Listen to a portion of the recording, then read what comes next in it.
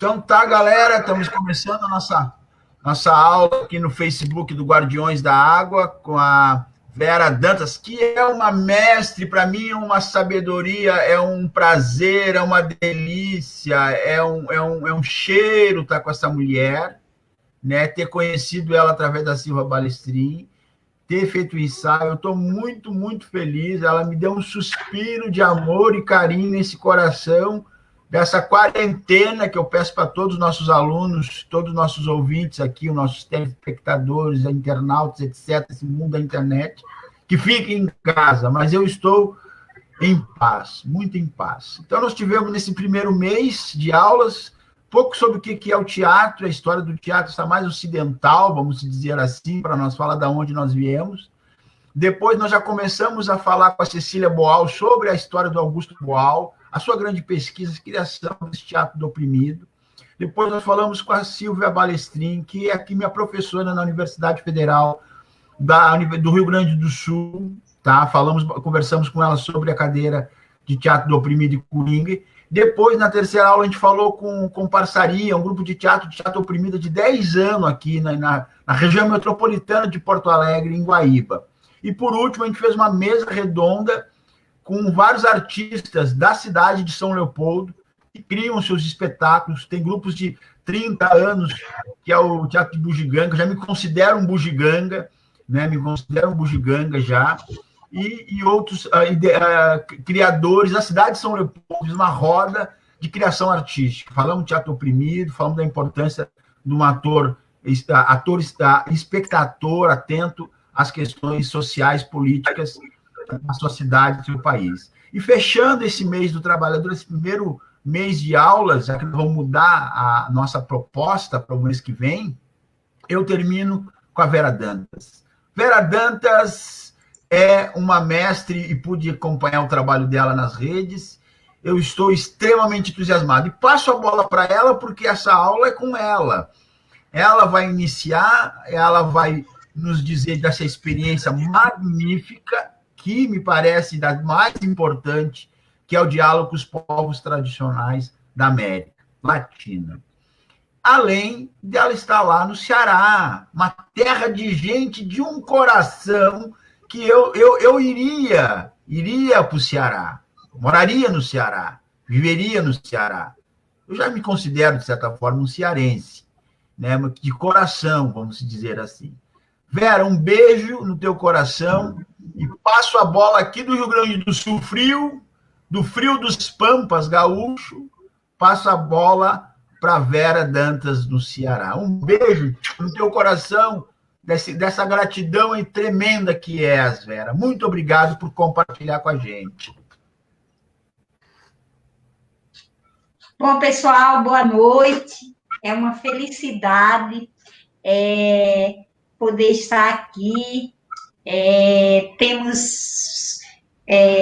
Somos aqui do Nordeste, eu sou potiguar de nascença, fui adotada pelo Ceará, mas a gente também tem nossas caminhadas aí pelo Sul, né? Com a galera de Passo Fundo, também aí por Porto Alegre, já tivemos aí fazendo diálogos com o pessoal da Pop Rua,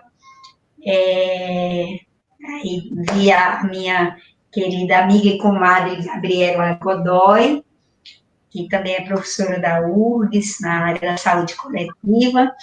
E eu, na realidade, queria convidar vocês nós estamos num momento muito desafiador, né? Estamos nesse processo de quarentena, né? Distanciados fisicamente. E nesse momento, mais do que nunca, acho que a gente precisa de conexão. Precisa se reconectar com aquilo do qual a gente se adaptou, né? Com a nossa ancestralidade, com as nossas tradições, com a nossa vinculação terra, que, como dizem nos ensinos ordinários, é a nossa mãe. Somos parte desse grande organismo que é a Pachamama. Eu queria convidar vocês a gente começar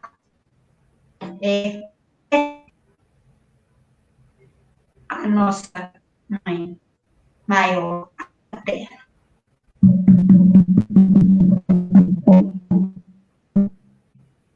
Toca o tambor com a força da mãe terra.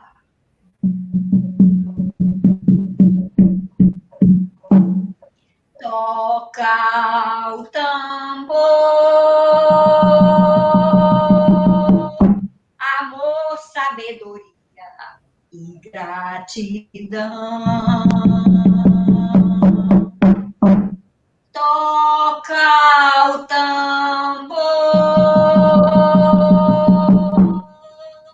com a força da mãe terra. Aos que foram, aos que vêm, aos que estão.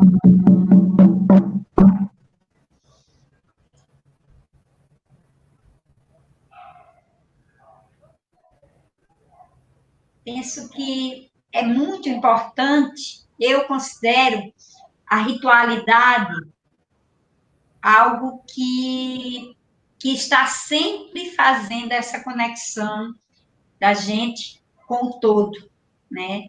Com a terra, com as pessoas, com todos os outros seres com os quais compartilhamos esse contexto planetário.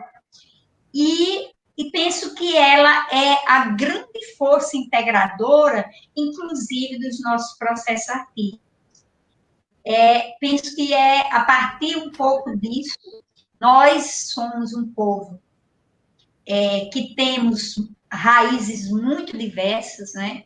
Nós temos os povos originários latino-americanos que sempre, antes de se criarem as fronteiras, por causa dos colonizadores, né, que foram demarcando as terras, demarcam até hoje, continuamos tendo nossas terras, nossas culturas, nossos saberes demarcados pelos colonizadores. Os povos originários latino-americanos, de muitos povos, eles transitavam para além dessas fronteiras do colonizador. E nós temos essa raiz muito forte de muitas etnias, de muitos povos, de muitas culturas, que o colonizador deu o nome de indígena.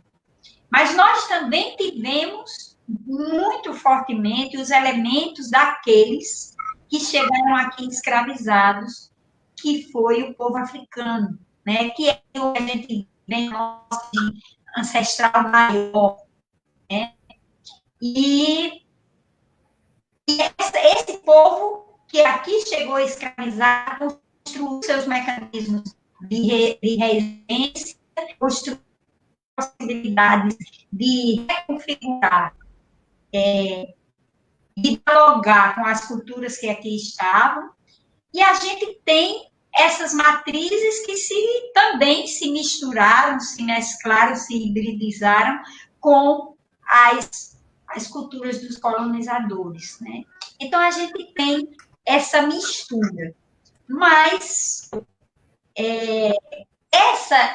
isso que a gente reconstituiu, que a gente reconfigurou como nossa identidade cultural, é base para tudo que a gente pode fazer enquanto possibilidade criativa, enquanto possibilidade de organização, enquanto possibilidade de caminhar politicamente para a construção de uma sociedade mais justa, mais democrática, mais inclusiva e respeitosa dos vários jeitos de ser, de viver, de pensar de todos os povos que aqui vivem.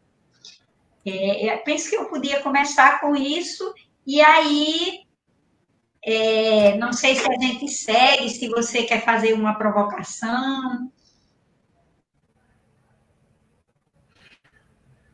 Eu poderia, nessa mesma leitura, de ritual, de sons, como nós tínhamos no ensaio combinado, eu poderia aqui declamar um poema de Entre Girassóis e Arranha-Céus, uma coletânea de poetas anarquistas.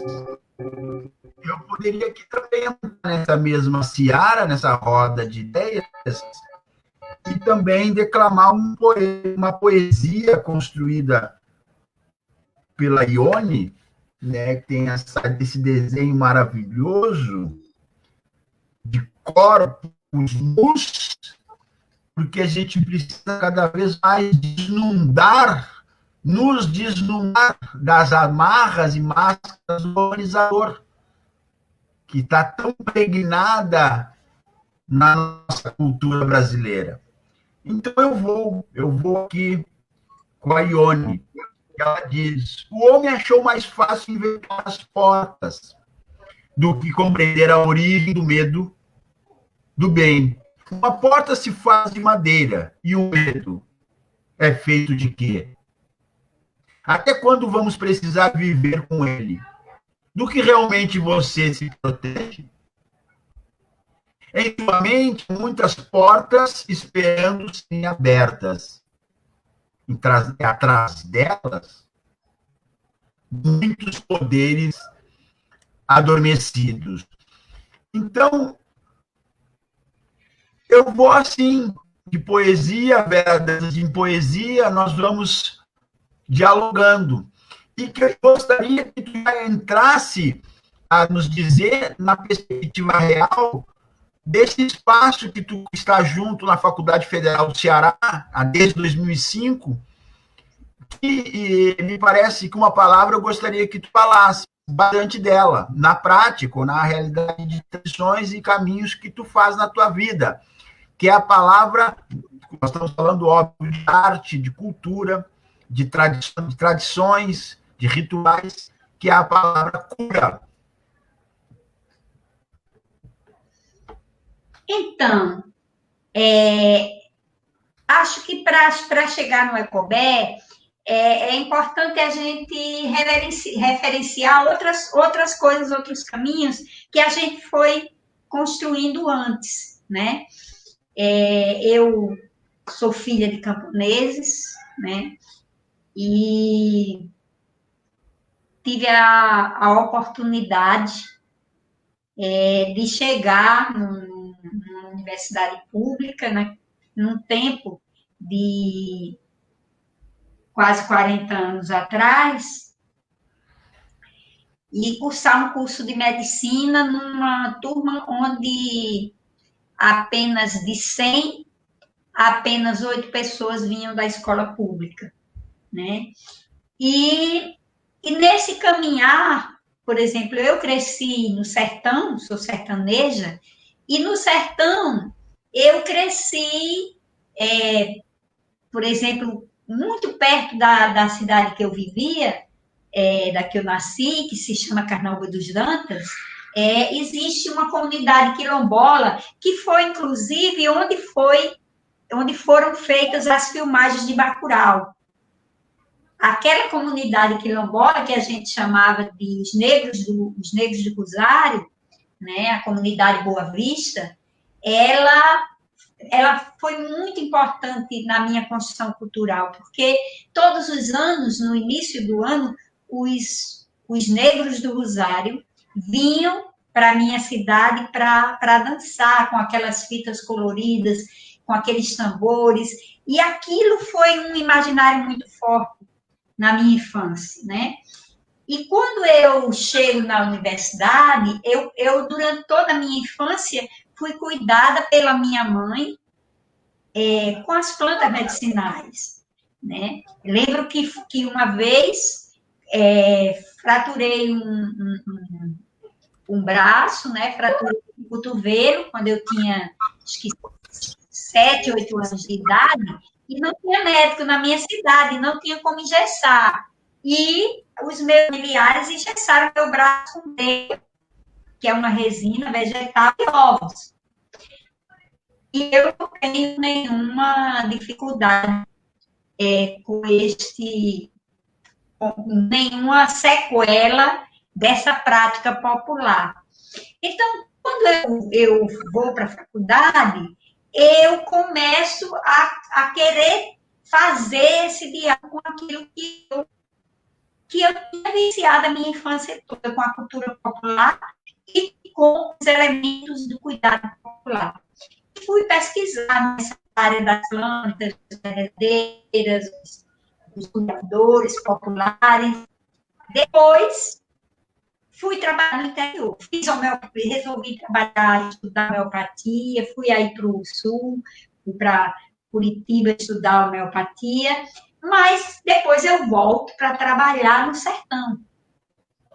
E naquele primeiro mês em que eu, médica, recém-formada, chego numa cidade chamada Lagoa Nova, o sino da igreja bateu 25 vezes anunciando os anjinhos do céu. Foram 25 crianças que morreram de diarreia.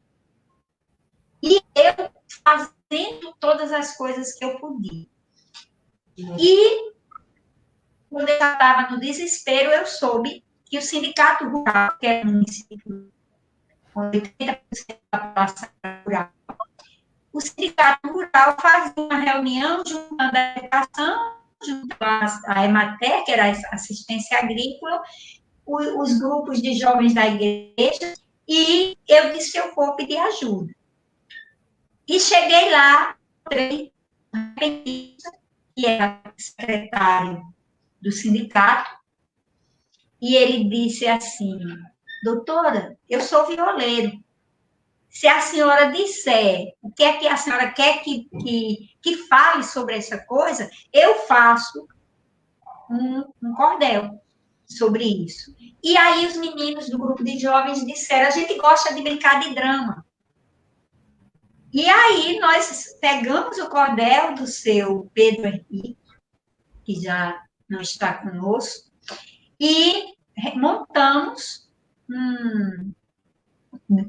teatralizamos ele, não tinha ninguém, nenhum de nós, nem eu, nem os meninos tínhamos experiência com o teatro mais formal, e nós fomos para a zona rural, no carro da EMATER, para aproveitar as reuniões que eles faziam com os camponeses e as camponesas para discutir aquilo.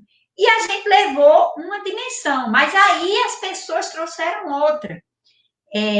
As pessoas diziam: aqui a gente tem o olho da goiabeira, a gente tem a própria goiaba, e aí a gente tem a imburana cheirosa, que é uma planta medicinal, e aí a gente começou a incluir naquele cordel as coisas que as pessoas foram trazendo.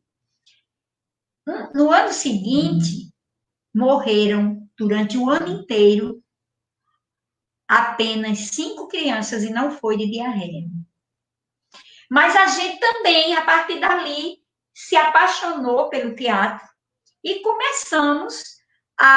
resolvemos, a partir de uma articulação com um outro grupo de teatro, que era da cidade vizinha, maior, a gente resolveu a história da cidade. E aí fomos fazer toda uma pesquisa com as pessoas antigas e montamos um espetáculo de teatro que se chamou Fada, porque o município estava muito óbvio, era o principal, e eles tinham um questionamento porque as casas de farinha estavam sendo mecanizadas e eles já não podiam fazer as farinhadas, que eram rituais coletivos maravilhosos, né?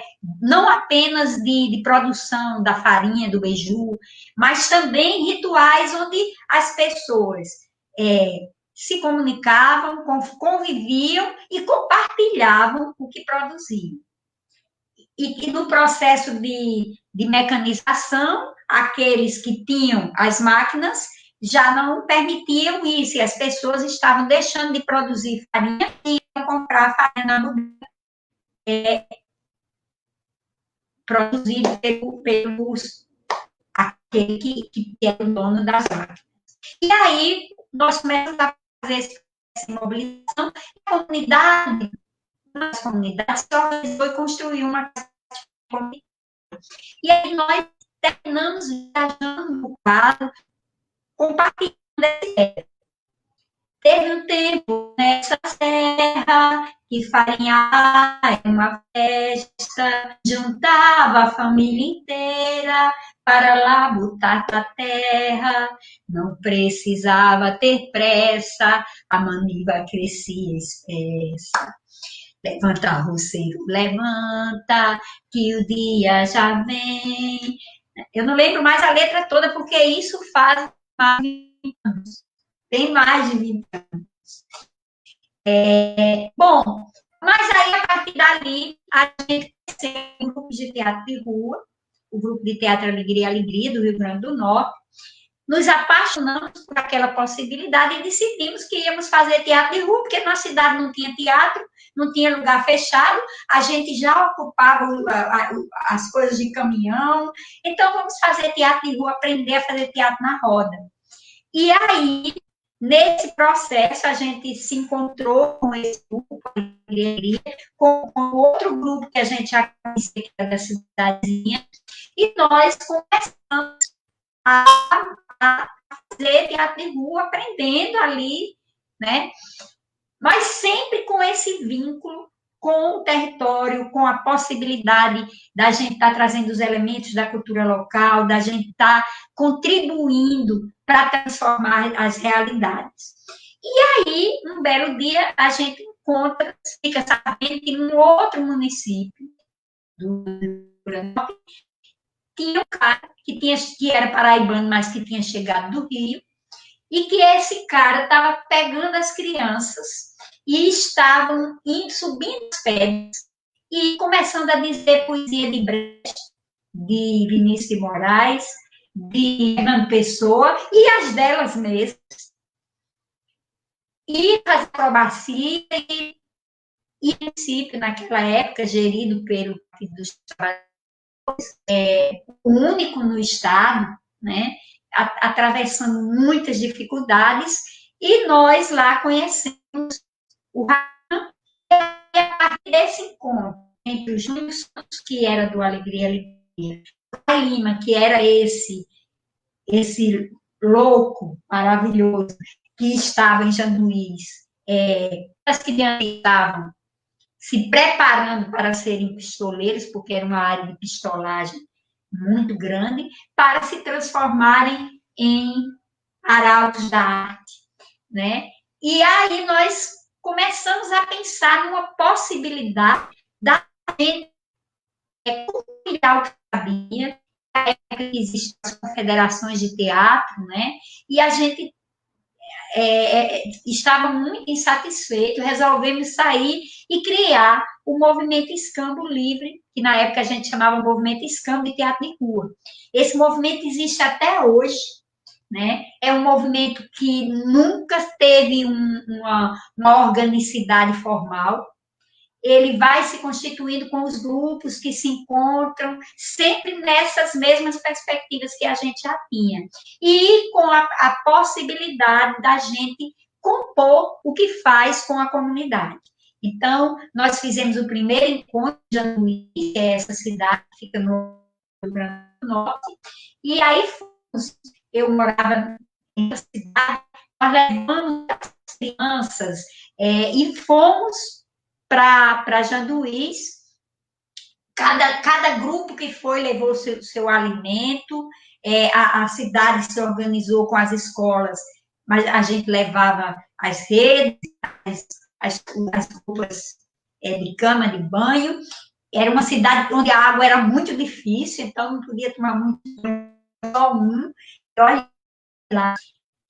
E a comunidade, todas as suas situações desafiadoras, a fome, ela nos entregou um monte de material que compôs os figurinos do que a gente levou para a rua, que foi produzido em ato coletivamente. Então, daí a gente seguiu. Íamos mudando de lá, mas isso, até então, acontecia fora do meu trabalho normal como médica, né? Então, um belo dia, esse movimento começa a envolver também o Ceará, com a vinda do Rai Lima e depois do Júnior Santos, para contribuir no trabalho cultural de um município chamado Icapuí, que é um município muito lindo, um município litorâneo, e que também, na época, era gerido pelo Partido dos Trabalhadores, que conseguiu colocar todas as ciências na escola, e que era, inclusive, a formação dos professores inclusive, apoiada e ajudada por uma gaúcha, a Esther Lavois, ia para Icapuí todos os anos nas suas férias fazer a formação dos professores. E com ela ia uma psicóloga, que hoje é professora em uma universidade no Rio Grande do Norte, que vive em Carla Demoli, que foi da Juí. Então, veja, ali em Capuí, eu fiz contato com o pessoal que vinha começar a repensar a saúde.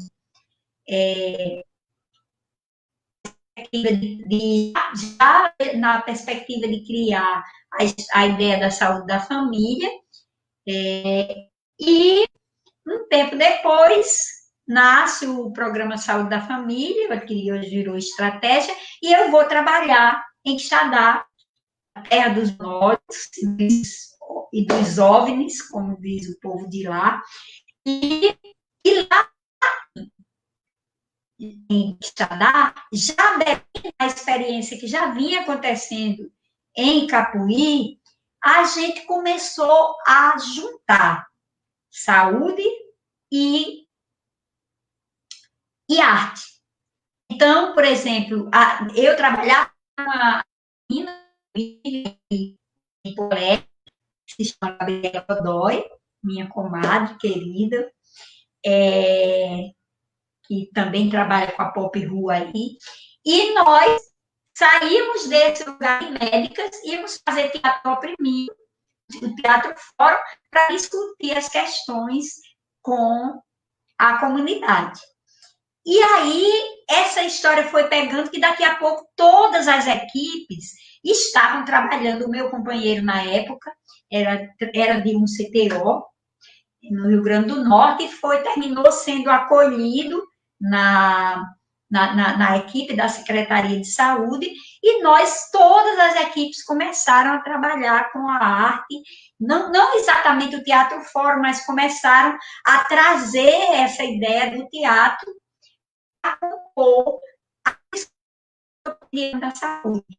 Eu lembro que numa comunidade, que era a comunidade São João dos Queiroz, onde trabalhava uma médica chamada Janine Azevedo, que hoje é professora da UFPB, Janine também era recém-formada, eu já não era recém-formada, mas Janine, no processo, existia um reisado, que era um elemento cultural importante para a comunidade, e o reisado, o boi reis, havia sido abafado por o mestre, e não havia um preconceito com o filho, quem dá continuidade, porque era uma pessoa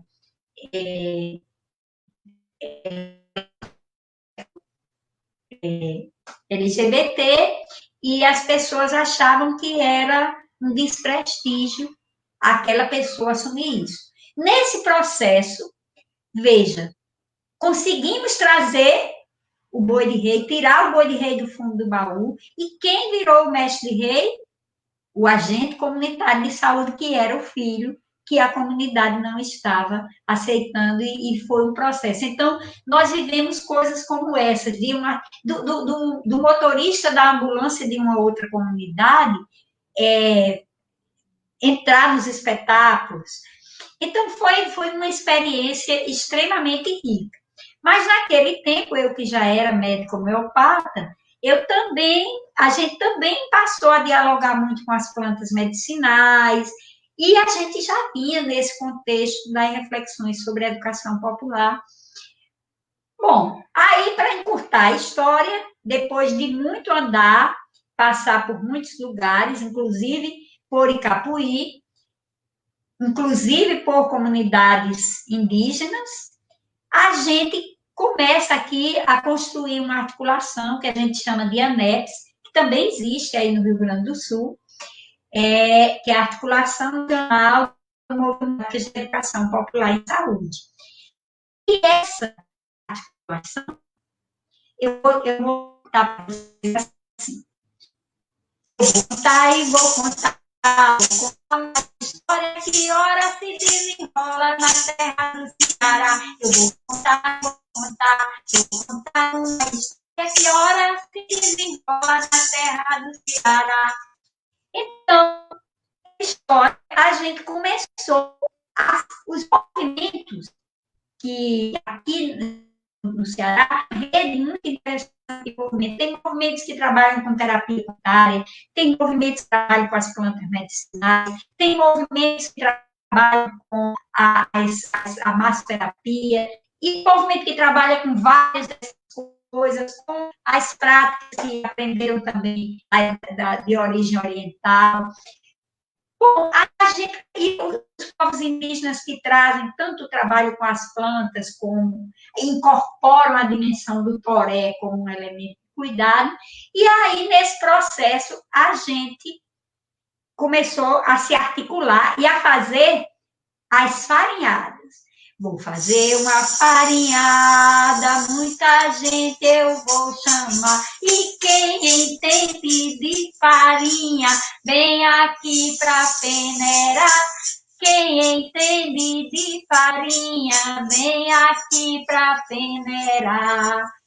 E assim a gente ia chamando cada movimento para peneirar a farinha e dizer como é que ele construía sua prática. O que acontece é que em muitos momentos não traziam de cuidado, mas traziam de arte. Por exemplo, como o espaço que a gente escuta, e falei que fazia os círculos de cultura brincando, trabalhava com as escolas, já tinham outros, os movimentos da região do Piranha, tinham muito fortemente a música, tinha o movimento do bairro perto da Universidade Estadual, né? Então, a gente começou a fazer esses diálogos. E a arte começa a se constituir um elemento extremamente integrador. Eu diria que seria a renda que já tinha ali as possibilidades. Né? E aí, em 2005, a gente já com esse movimento das farinhadas, a gente vai a Porto Alegre para o Fórum Social Mundial. Vivenciar a experiência do espaço Che Guevara no acampamento latino-americano da juventude. Foi uma experiência fantástica. Por exemplo, tinha hora que eu estava dando plantão com médica, tinha hora que eu estava apresentando, tinha hora que eu estava participando de discussões. E assim, como muitos outros. Voltando para cá e conseguimos, durante um encontro da Sociedade Brasileira para o Progresso da Ciência, a SBPC, que aconteceu aqui, criar uma OCA construída pelos índios com recurso da Prefeitura da Secretaria de Saúde de Fortaleza, e essa OCA era para ser só durante o encontro. Quando terminou o encontro, a gente decidiu ocupar. E então chamamos os índios para fazer uma bênção e resolvemos dar a essa OCA o nome de Ecobé, construída dentro da universidade. E aí decidimos que cada semana, no momento, aqueles que faziam anexo vinham com suas práticas para dentro da OCA. E aí esse negócio foi melhorando, a gente depois construiu um quartinho do lado, e aí veio a rede de afro-religiosidade e saúde. Então, por exemplo, a gente tinha a mãe Mocinha, que ela era cadeira cativa, é uma mãe de santo da Umbanda, aqui de Fortaleza. Aí depois ela virou massoterapeuta, depois ela aprendeu a trabalhar com a farmácia viva, depois ela virou reikiana, mestre de reiki, e assim como outras pessoas. Nós fomos começando a construir um processo de formação que foi, era um processo que era assim, a gente não tinha recurso de dinheiro, mas a gente tinha a possibilidade de que as pessoas vinham aprender, mas depois elas se mantinham ali, oferecendo um turno na semana para o cuidar. E aí a gente caminhou com o Espaço Ecobé, que virou, hoje, ele foi reconstruído em um curso, aí a gente conseguiu um recurso com o Ministério da Saúde para um curso. Conseguimos trazer 70 pessoas. Os cuidadores, que hoje são parte estudantes da universidade, parte gente do movimento popular e parte gente que chegou no espaço para ser cuidado, porque estava mal. A gente acolhe muita gente que vem, inclusive dos CAPs, né? E essas pessoas depois viram cuidadores, aprendem a fazer o reiki, ou aprendem a massoterapia, ou às vezes vão para lá cuidar das plantinhas, né? Nós temos a farmácia viva. Então, mais uma coisa importante desse caminhar com o Ecobé é que ali a gente começa a constituir algumas ritualidades que vão dando ao Ecobé um jeito de cuidar, onde o cuidar não é a prática. O mais importante não é a prática. Por exemplo, tem dia que eu trabalho com essas bacias no Ecobé, que vem da Índia. Tem dias que eu trabalho com a constelação familiar. Tem dias que eu trabalho com o reiki. Tem dias que eu faço um cuidado com o tambor ou com a maraca. Mas sempre a gente tem as cirandas, sempre a gente tem os momentos de acolher, onde o cordel vem, onde vem as cantigas, onde vem os poemas, onde vem as possibilidades, a arte construindo também a ambiência do espaço, com aquilo que as pessoas têm e trazem, né? Então, acho que essa eu sei que foi uma história comprida, mas para vocês entenderem como é que esse negócio se constituiu. Ele foi se constituindo porque cada pessoa, né, nessa experiência, o Rai Lima, ele vai... Aí, nesse tempo, a gente também começa uma outra experiência aqui em Fortaleza, que se chamou As Cirandas da Vida, que infelizmente hoje não está mais atuante, mas foi uma experiência fantástica, onde a gente ia para as comunidades escutar o que as comunidades tinham a dizer. Mas a gente não escutava só os adultos, escutava as crianças, os adultos, os idosos, os jovens, e tinha os momentos que a gente chamava geracionais, onde contava a história a partir do seu olhar, e as crianças traziam as brincadeiras, as cantigas de roda, as palhaçarias, os adultos trazem a história mais antiga e os jovens trazem as versões, seja com rap, seja com grafite, seja com as próprias cirandas, a teatralidade, e assim a gente foi constituindo rodas em todas as regiões da cidade com os temas mais diversos, desde a discussão da violência contra a mulher, que a gente constitui órgãos de teatro oprimido, e que ela é um espetáculo que não era exatamente do teatro oprimido, mas que discutia a Lei Maria da Penha e saíram circulando com ele pelas comunidades, até a discussão de quem estava vivendo no mangue, que as pessoas ocuparam esse mangue quando ele já destruído Salinas, pelo mercúrio das Salinas, e agora, naquele tempo, a Secretaria de Meio Ambiente do Estado dizia que as pessoas tinham que sair dali porque elas estavam discutindo o ambiente, destruindo o ambiente.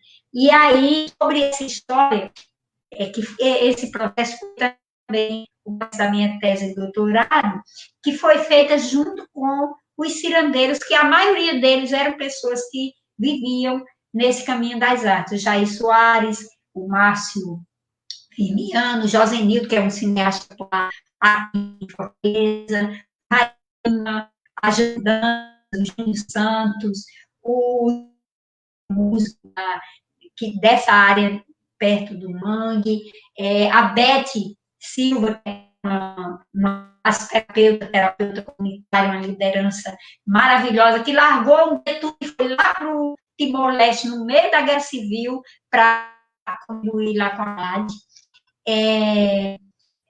Só para dar um exemplo de pessoas. Então, assim, a gente, nesse processo das cirandas, a gente começou também, a partir dessas coisas que as próprias comunidades traziam, a gente começou a reescrever isso, escrever, construir as narrativas, e também provocando a aprender a linguagem do outro. Então, eu nunca tinha feito uma cantiga, composto cantiga, me provocada por Gil, que era músico, fazer a narrativa dele, construir uma cantiga e eu vou cantar só um pedacinho. Cirandira,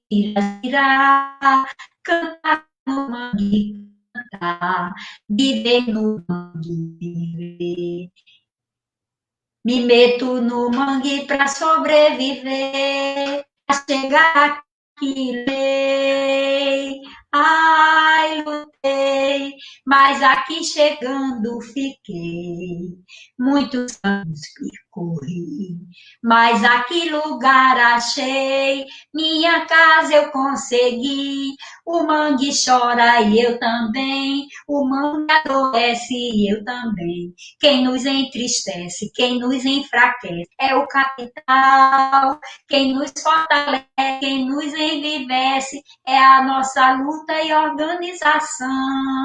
Não queremos a morte, não. Não queremos a morte, não. Queremos a vida, a nossa poesia, a nossa cultura e a nossa alegria. Então, a gente foi experimentando, e aí o Rai nos vem, agora de forma mais aprofundada, com uma ideia de uma linguagem que ele chama de senopoesia, que é uma linguagem onde o teatro, a música, as artes plásticas, a dança, a palhaçaria, tudo entra em diálogo, sem que um se sobrepõe ao outro, nenhuma está a serviço do outro, mas elas dialogam entre si. Eu digo muito que essa ideia da senopoesia se aproxima muito do que o Bakhtin chamou de polifonia, né? O Mikhail Bakhtin, que é um linguista russo, que ele vai falar do dialogismo, e ele vai dizer que a polifonia é quando as vozes dissonantes podem se harmonizar.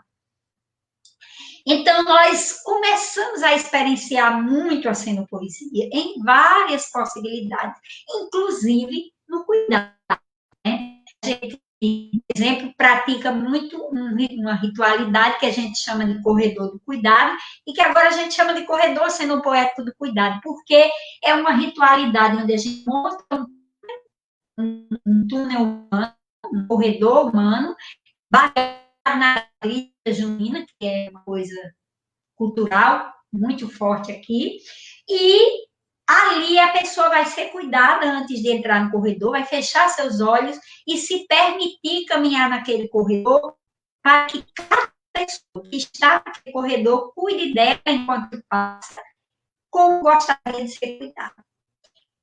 E como é de ser cuidado, pode ser desde um cafuné, como a gente chama aqui, um toque na cabeça, até dizer um poema, cantar uma cantiga, dar um sopro. Então, começamos a fazer esses diálogos, e aí vem depois os movimentos, e esse corredor sempre termina numa grande roda, né? Então, penso que essas coisas que a gente vive, essas coisas, por exemplo, elas fazem aquilo que o Baruch de Spinoza nos ensinou desde lá o século XVII. Ele diz que as paixões alegres despertam o nosso esforço de viver, a nossa potência de vida, né? Então, parece que a arte, com essas suas expressões, elas despertam as paixões alegres, recuperam a nossa potência de viver, de ser feliz, e aí a gente ser saudável.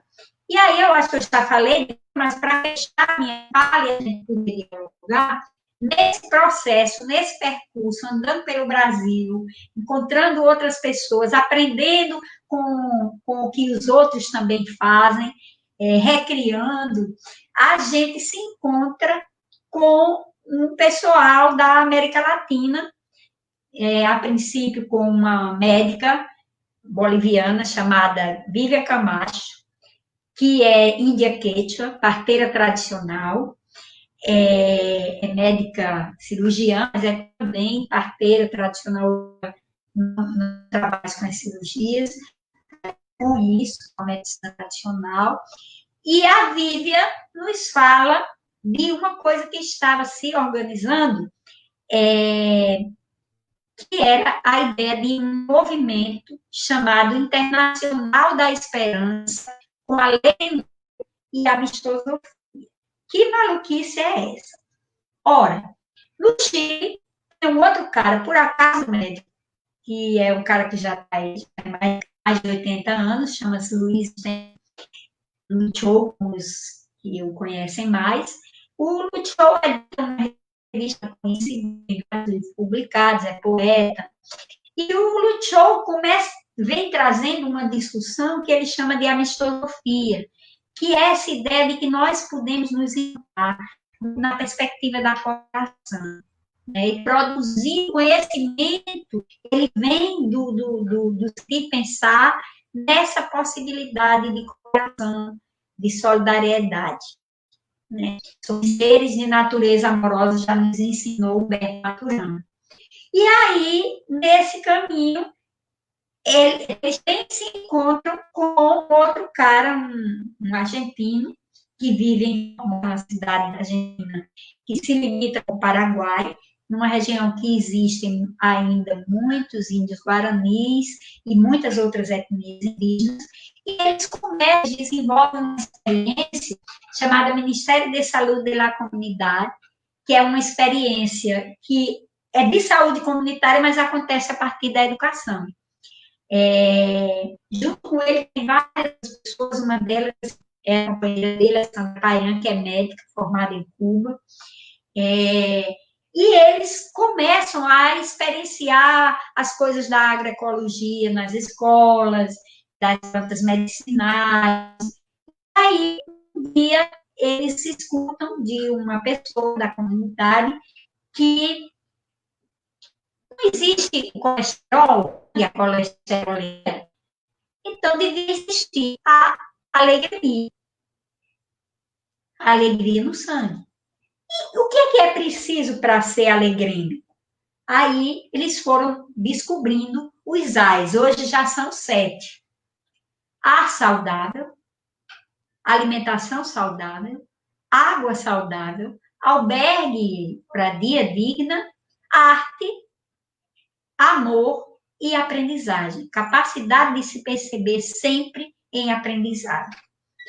Então, isso tudo se juntou com um outro pessoal que vinha dos centros de educação popular no Chile, na Bolívia, em outros lugares, partindo da concepção freiriana, e começar a nos encontrar.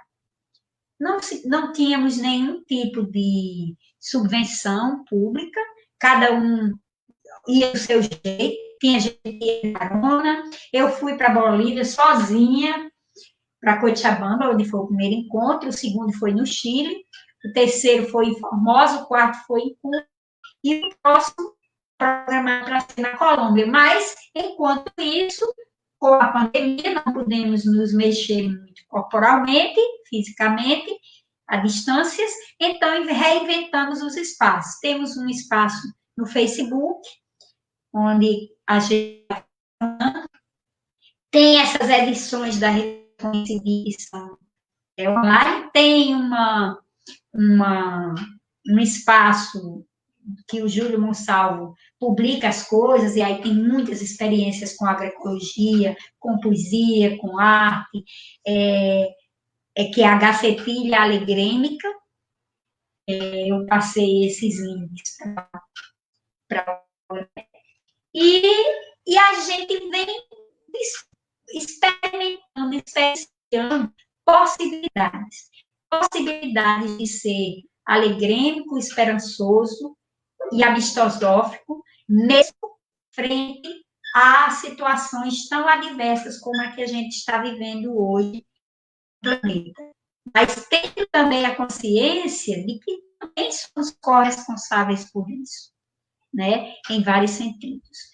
Construímos, o Ailton Krenak nos diz que nós construímos um padrão de consumo excessivo e de exploração da nossa pátria mãe. Né? Então, eu penso que a arte que a gente vivencia, que a gente produz, que ela produza saúde, para que ela produza potência de vida, ela também precisa ser uma arte que, como a educação popular nos ensina, precisa problematizar a realidade, mas pensando numa perspectiva esperançosa. E esperançar não é de esperar. O Paulo Freire dizia, eu não vou esperar na pura espera, porque o meu tempo de pura espera é um tempo de espera. Enquanto esperarei, cultivarei minhas mãos calejadas, enquanto esperarei por ti. Então, esperançar é um verbo que tem ação. E nós vamos construindo nossa ação com essas potências de sermos brincantes, alegrêmicos, de sermos amistosóficos, solidários, e de sermos também comprometidos com aqueles com quem vivemos, com quem compartilhamos, e com o nosso planeta. Acho que era isso. Falei demais. Vera Dantas, um amor, um frescor nesses nossos horizontes tão cheio de pedregulhos e de energúmenos nas instâncias que deveriam ser as nossas proteções. E te ouvir nessa aula pública de teatro e educação popular e rituais de matrizes tradicionais da cultura brasileira é quase um alívio para um coração que vê-se perdido nesse marasmo de fake news e de histórias mal contadas desse Brasil, que tem para nos mostrar muito mais que nós próprios nós conhecemos. Tudo que tu dizes me parece ser ideal para o grupo de trabalho que nós estamos lá no terreiro, e mandar um grande beijo, um axé do terreiro do Pai de Jair, lá no Imigrantes, em São Leopoldo. Todos nós em quarentena, fique em casa quem puder. Vera, te mando um grande beijo. Espero continuar com essa conexão, porque já é a terceira educadora ou mais que me dá uma grande referência do Krenak. Inclusive, estou com um livro dele, o mais acessível, foi me partilhado em virtude dessas trocas que temos do dia a dia, e me parece que o Krenak é um sujeito hoje, na contemporaneidade brasileira, desse marasmo de notícias que nos assolam, de falsas e de não se sabe qual, que nos dá uma luz para uma prática que pode ser realmente significante, significadora para tempos que virão. Então, te desejar um grande dia, uma grande noite, obrigado por esse encontro, que possa ter sido para ti também proveitoso, de saúde, de acolhimento também dessa troca. Eu estou aqui ao frio dos Pampas gaúchos, tu está aí no Nordeste brasileiro, no Ceará, que a gente possa ter sido trocado, pelo menos, a escuta, que é o que nós combinamos. As minhas práticas também, elas são similares por onde andei, por onde fui, por que vi, e hoje estou vivenciando como um educador, de família de educadores, mãe, vô, bisavô. Teria também uma narrativa, uma fala extensa sobre as experiências que vivi. E uma delas, em especial, que tu sublinhou, foi uma das mais interessantes que passei, que foi a construção do acampamento intercontinental da juventude Carlos Giuliani, em Porto Alegre, no Fórum Social Mundial. Ali pude vivenciar experiências magníficas com a educação popular, com sujeitos, homens e mulheres, de vários lugares do Brasil e do mundo, no qual, à época, estava muito ligado a teatro de rua e rádio comunitária. Mas te deixaria um beijo para nós encerrar nossa aula com a tua palavra.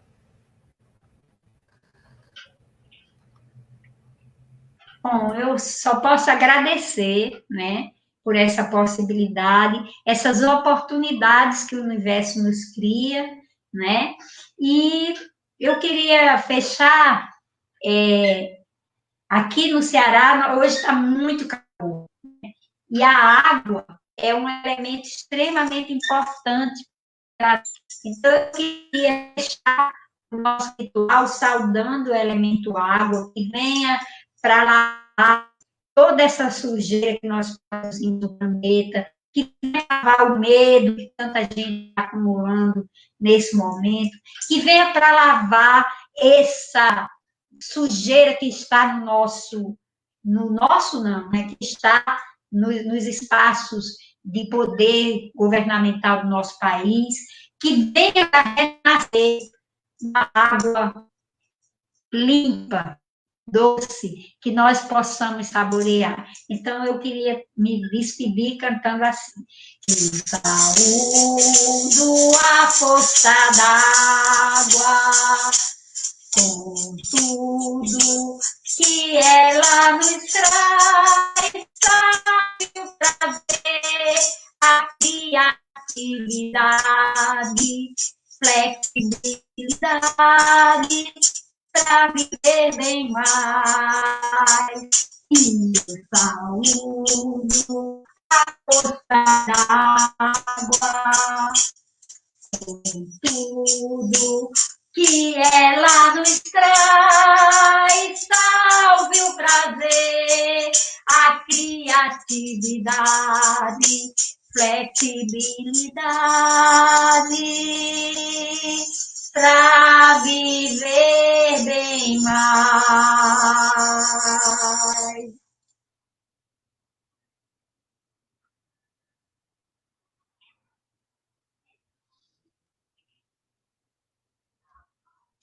Beijo, Vera!